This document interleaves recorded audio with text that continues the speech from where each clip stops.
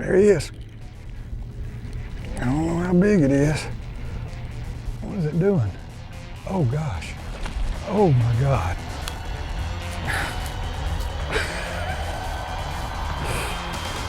Look at that. I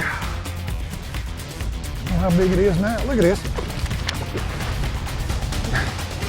Back that up. Don't do it. There now. Oh, don't do that. I thought you were going to do that.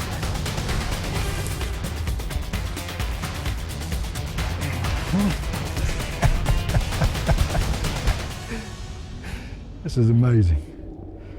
Oh, gosh.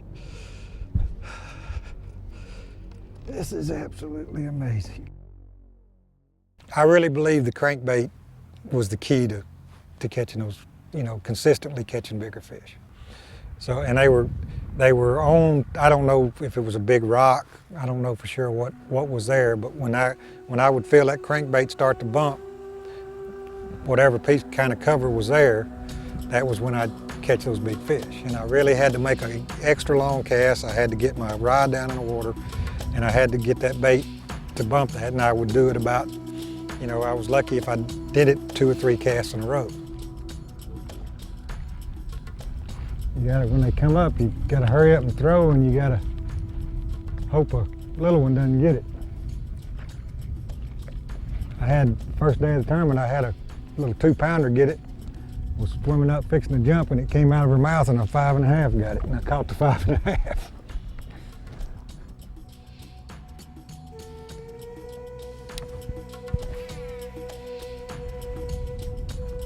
The second morning, I was so pumped up that I was on the spot, and I threw my buoy out, and I got my line up, and I made 2 casts, and I didn't hit it, and I taught myself. I said, Paul, just you know what it is, just get the bait down there to it.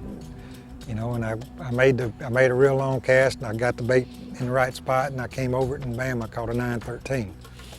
And I caught 2 more big ones in 30 minutes, and making probably 10 or 12 casts. I caught 2 more big ones and won about 6 pounds. Going to hit another point. Let this one rest, come back and go over here and pop a 7 or 8, and then come back and pop a 7 or 8 here. Finish up with an 11. We'd be looking pretty good, wouldn't we? So about 11:30, 12 o'clock, I made a little move and went over to another point, a shallow point, where I'd caught a few good ones on a shallow crankbait, and I only caught a couple of 3-pounders. So when I came back about 1:30, I decided to get up on top of the point and throw out toward my buoy. I'd left my buoy there because I just went 1 point up. And when I did that, it was just like I turned the dinner bell on again. It was like they had never seen a bait again. They just started hopping on it. And the big ones were there, and they were eating the crankbait and the big worm. And on my Carolina rig, I was throwing 50-pound strand super braid on the reel, which was a Quantum 1160 PT reel. It's a 6-to-1 gear ratio reel. I was throwing a Greg Hackney flipping stick, an 8-foot rod with 20-pound test leader on the Carolina rig, and it was big game, trilene big game, and a 6/0 hook with a 12-inch man's jelly worm. Holy. Golly, how big are you? Oh, no. This might be Nadine right here. I can't tell, they fight so hard. I think it's a big one though. Oh, jeez. Nadine, that might be Nadine's mother.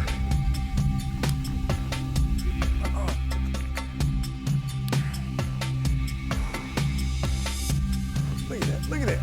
Yeah.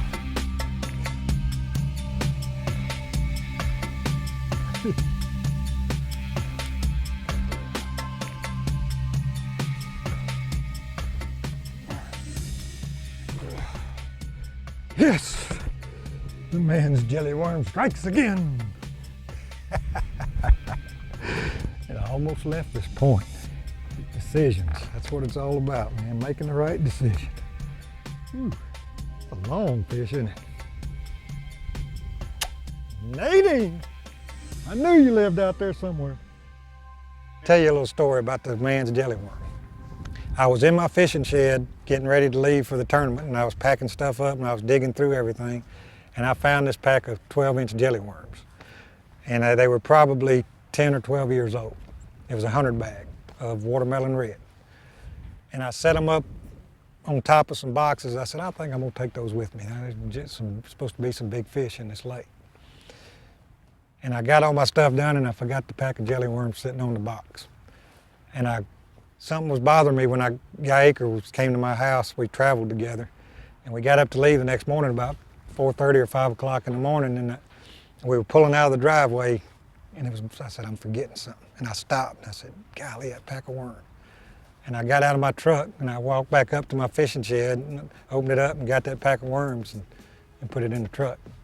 And I put it in my boat when I got to the lake. And so, you know, it's just like everything was meant to be.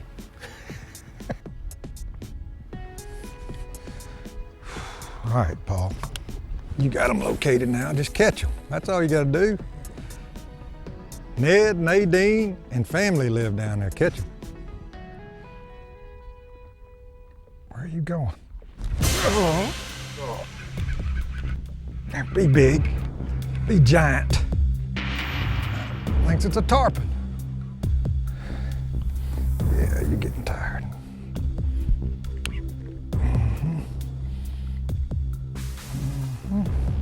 Come here.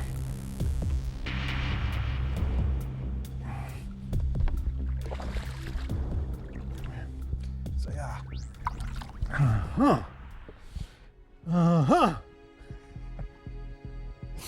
This is unbelievable. This is absolutely unbelievable. You know, so I kept culling and I kept catching one, and every time I'd catch one, it would help me, you know, and I just thought, golly. So I'm sitting there thinking, you know, I'm balancing 6.5 pounders on a culling board, and I'm going, I don't believe this. You know, I'd throw one back and I'd make another cast and I'd catch one just a little bit bigger. And I'd get back down there again and I'd cull a 6-pounder or 6.5 pounder again. I think when I got on top of that point and threw that 20 plus toward my buoy, and you know, my third cast, when I cranked it down and hit that point, and I was trying to hit that same spot and I knew I had the right line up throwing toward my buoy, and I didn't hit it the first 2 casts, but when I hit it that third cast, probably my biggest fish ate that 20 plus and swallowed it.